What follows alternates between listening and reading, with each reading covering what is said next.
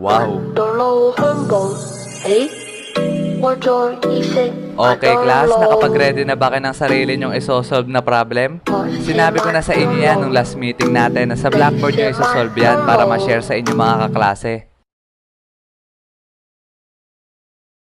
Okay, dahil dyan mabunot ako sa index card.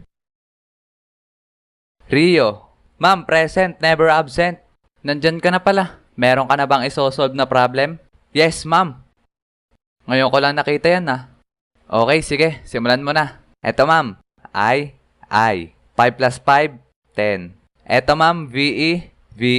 Etong Y value, lagay natin dito. 5 minus 5, 0. Sabay ibaba yung U. Ma'am, I love you. 我哋呼吸滑到路。